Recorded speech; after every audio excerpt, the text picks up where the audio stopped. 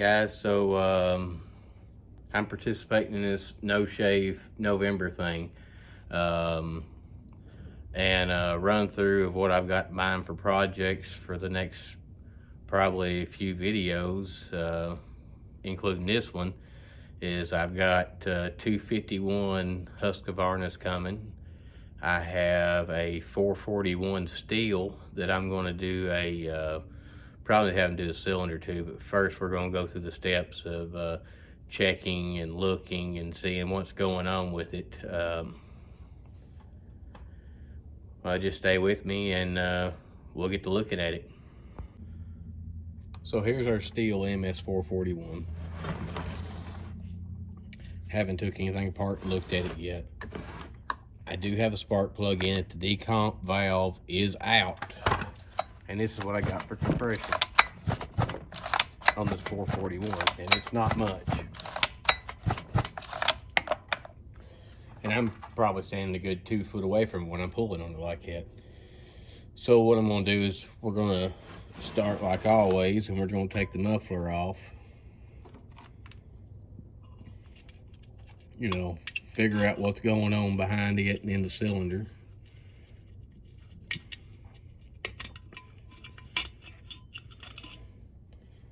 And those are just little caps that cover the hole.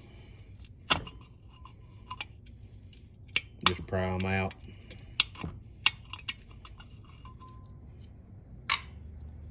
All right, there's a nut there, and there's nothing over here now. So now I guess we're gonna go in here and just take a muffler off of it.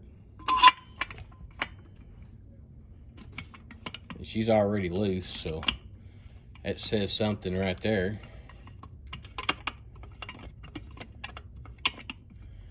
And I am gonna end up taking the whole top end off this thing anyway, so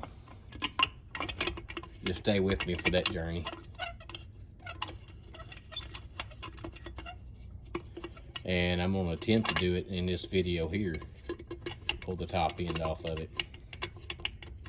And we'll get an aftermarket top end and put on it. Probably do a little bit of port work to it. Just because I can't leave well enough alone. And I apparently have to continue to fool with stuff. And I'm missing a screw already, so that's already a negative on this. So when I pull this thing over, I already know that it doesn't have any kind of compression. So I'm gonna look in the cylinder and let you know what I find, because I've left my screwdriver in the truck now. Not screwdriver, my flashlight.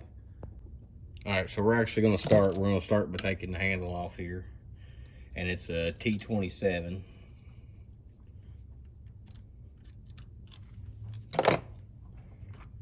And I'm gonna do it with my little impact, my little 1/4 inch drive, because it takes a lot less time.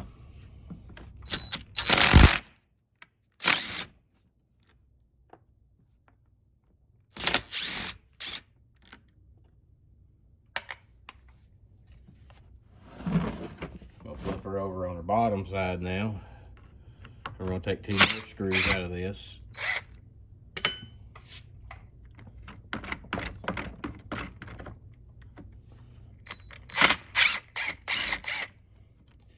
And that should release the handle there. Well, maybe not so much. Probably need to take that one off too. So we'll take the screw that holds the cover on, we'll take it off. Push in the decompression valve, and then we're gonna have to pull the spark plug boot too. So we'll get it pulled off, which it you just pull a little loop there. And I think we can get that off. Yeah, just like that. All right, then I'm actually gonna take the screw out of the cylinder side.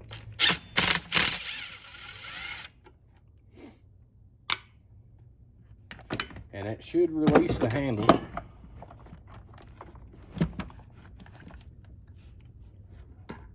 Remember, I said it should. And I've already got the screws out of it, so I mean, there shouldn't be nothing holding it on there. She's just tight.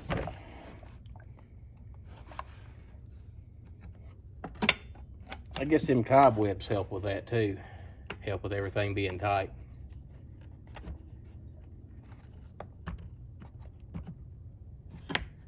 It could, probably not, but it sounded good anyway. So there's the handle. We got it off now. I'm gonna come back here to the back. And this has actually got a nut on it. But the carburetor doesn't work, so we're gonna take that nut off. And it's a 8mm or a 5/16, either one. So now that I've got that filter off, I'm gonna pull this little mount off here that goes onto the carburetor. We're gonna go ahead and pull it, 4 bolts. And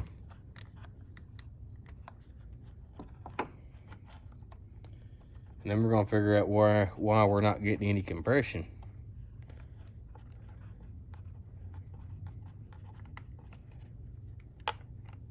And I've dropped the nut down there in the hole, so I'll have to wait to get it out.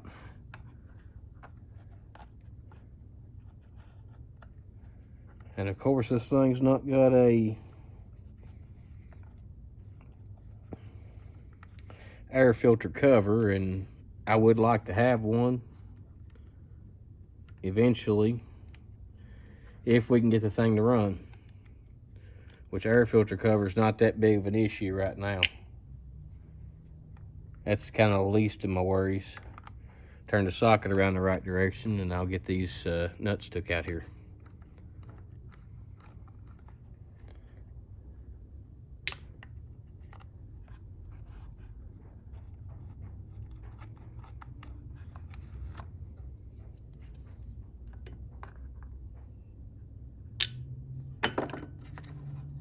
And of course, this is one of the EPA style carbs. So it has studs all the way around and all that other good stuff. And I'll take these 2 top screws out.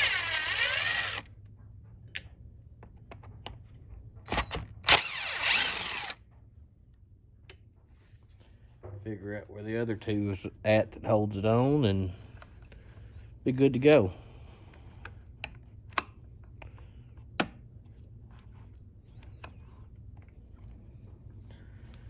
So I figure there's more than just the one there, and I need to get another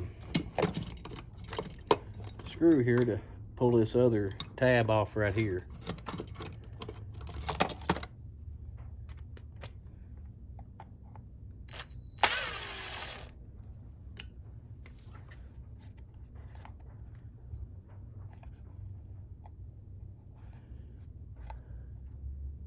I've not took apart one of these 441s or anything like that, so you'll just have to bear with me because this is my first rodeo with one. All right, so the other 2 screws are here. And here. Now, to make sure you do it right, you drop it on the floor, so you gotta bend over and pick the screw back up. Then we'll pull that part off, and I'll lay it with the top cover there.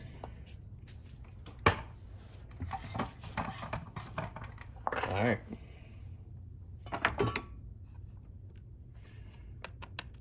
Next, we're just going to pull all this plastic off around the carb.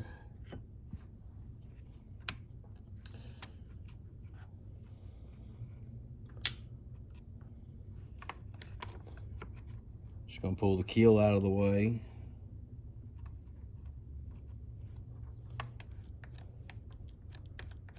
And not quite sure what's causing the carb here to work for the... Well, shoot, that wire right there is not even hooked up. We'll have to figure it out where it goes. I don't know what it goes to. But anyway, now it's about pulling the carb out, if I can get it pulled out without too much trouble.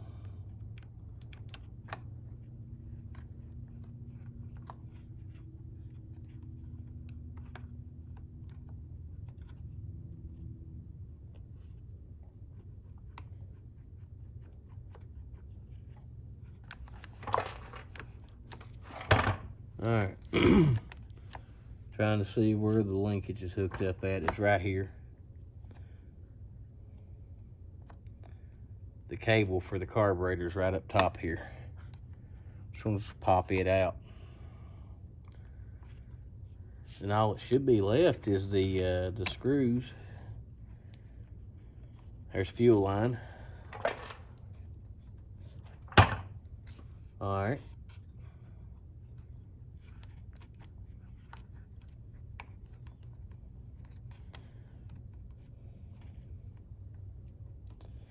I thought I unhooked it, but it apparently didn't.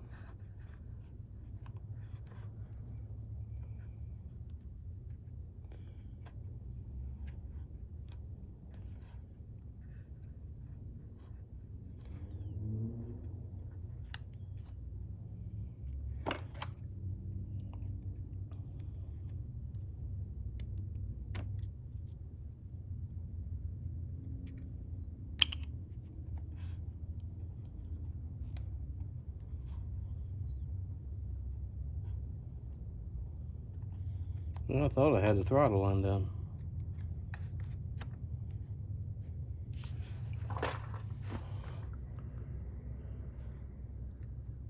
And that should have done it, but it didn't.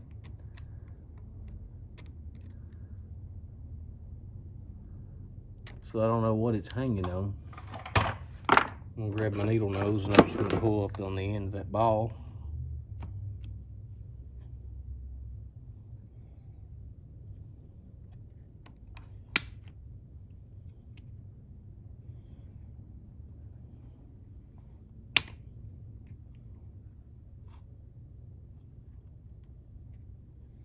Okay, so it's hung on something below that ball.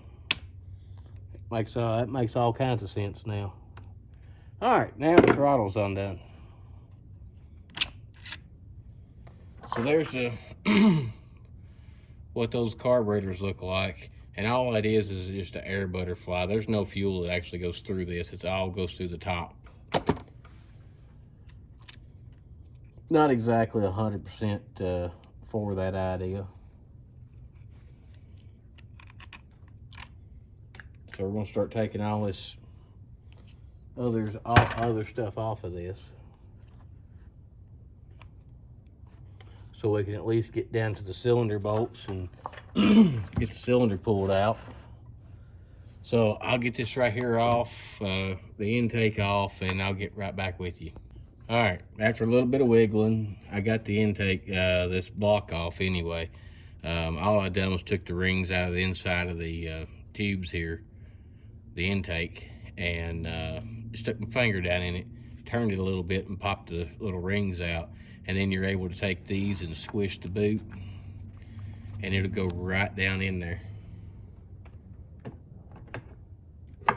So now we get to undo the boot from the cylinder.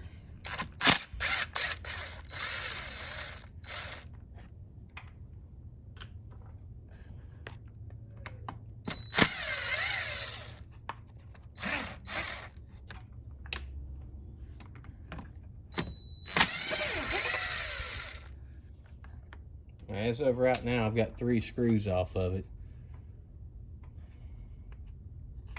And there may be a 4th one that I don't know about.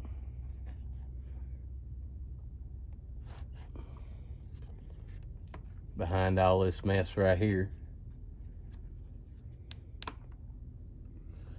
And I think there he is right there.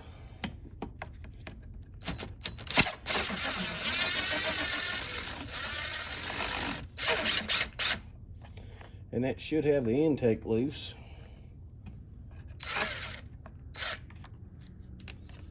So we're gonna take this box off anyway.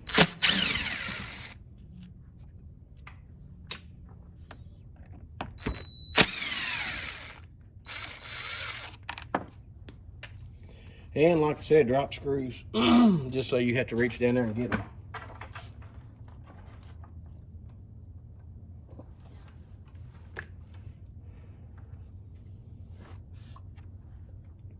Seems like the more and more I do this, the more and more stuff I end up dropping.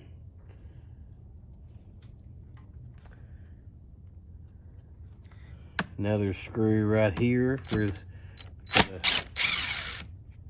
carb box. I just spinning it enough up that I could grab a hold of it.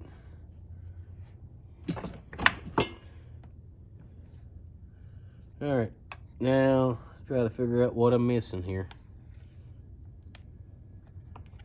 I know I'm missing something.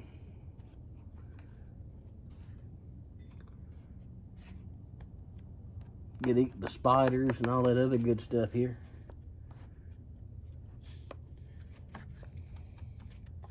All right, one bolt here.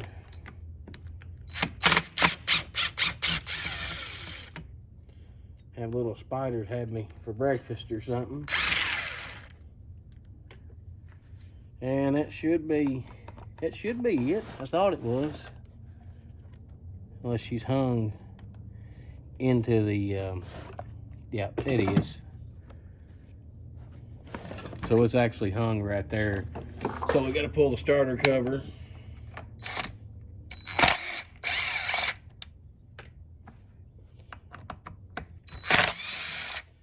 Telling you, I've got to where I really like using this little impact. It seems to work very well. Taking screws out so much easier. And I may or may not put it back together with it. Just kind of all depends.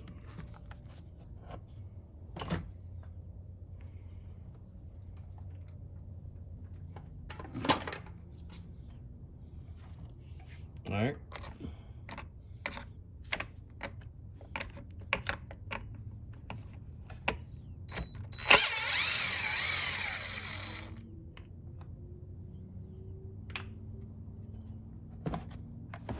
Well, shoot. I guess there's 2 screws on that thing.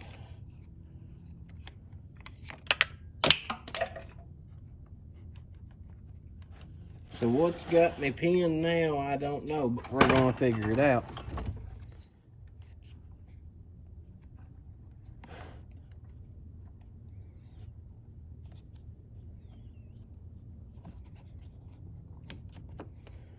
So there's the coil wire.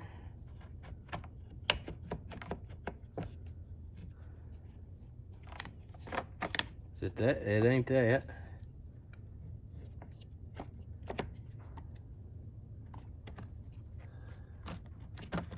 I'll take the intake and then we'll go ahead and set it over here as well.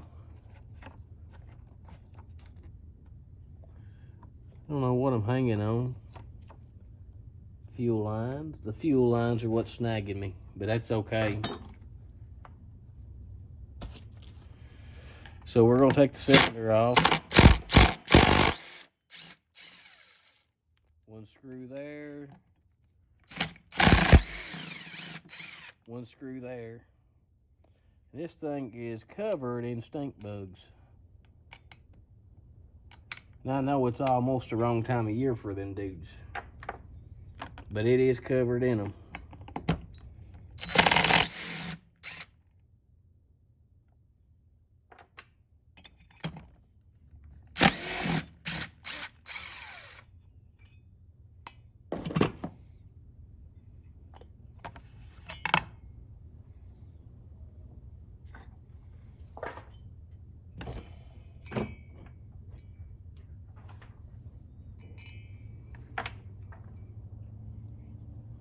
So we're gonna get all these stink bugs off of this. I'm gonna take the shop vac and vacuum this thing.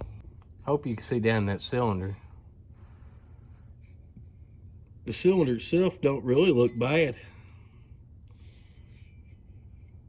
I mean, there is some spots on the piston that shows where it eats some fines, and had some piece break loose, because there's right down in here is some chipping up in the squish band. So I think that'll come out. And it might actually be not even be any chipping in there. Could just be where carbons come loose. But really, what's wrong with this thing is the rings are stuck. The rings are not moving. Let me bring you up here and show you. See, the rings themselves are not moving. The other side isn't moving at all. I can't take them off. I can't do anything with them. And there's some scoring right here on the piston. But it really don't go that far up. And the bottom end sounds good. It didn't make a whole lot of racket.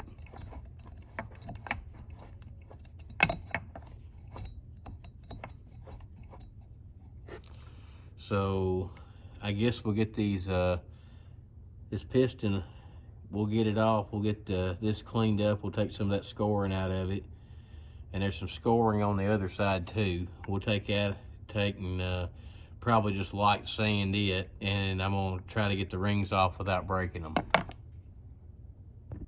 All right, so right here we got the piston, and I showed them talking about. See, when I push the rings here, nothing moves all the way over here, so it's all gummed up, and there's a little bit of ugly spot there, but it don't go all the way up here. So I'm not sure exactly what went through this thing, but I can't get that ring to spin at all, so I'm just gonna have to pull the rings off of it. And all them little rough spots, I'll come in with some sandpaper and I'll sand them down.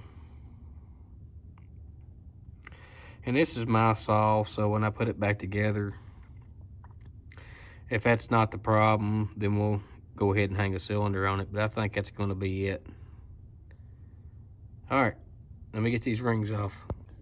Of course, you would know when I took the rings off, I would break one. And I broke the bottom ring. All right, so that little groove right there,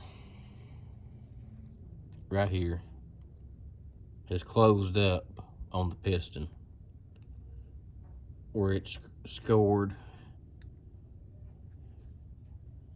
and right here too. So I'm just gonna take,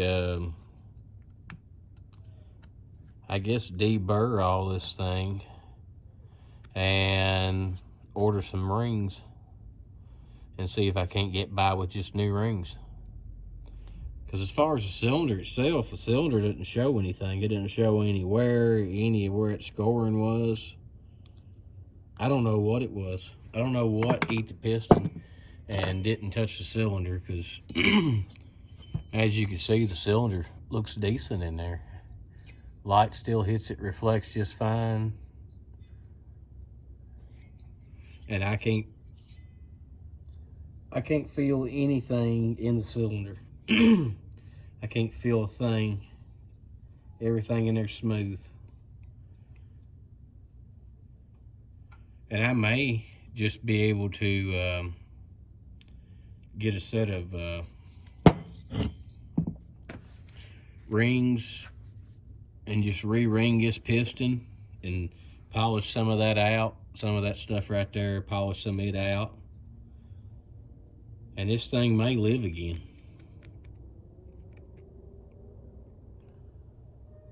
But I don't know what it was that come loose or anything, so I may go ahead and look at the main, the crank bearings and all that other good stuff. Well, guys, I'm a little irritated because I broke that ring, but you know, things happen, and you can't exactly plan for everything, and sometimes things just happen to where you've got no control.